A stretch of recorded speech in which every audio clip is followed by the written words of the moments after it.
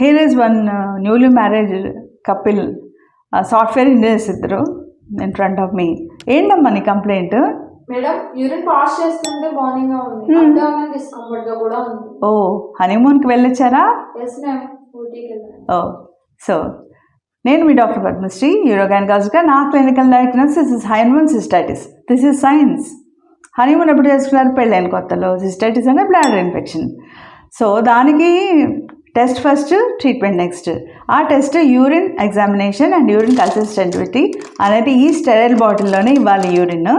దాని తర్వాతే treatment plan. అది 72 hours అయ్యాక వస్తుంది రిపోర్టు.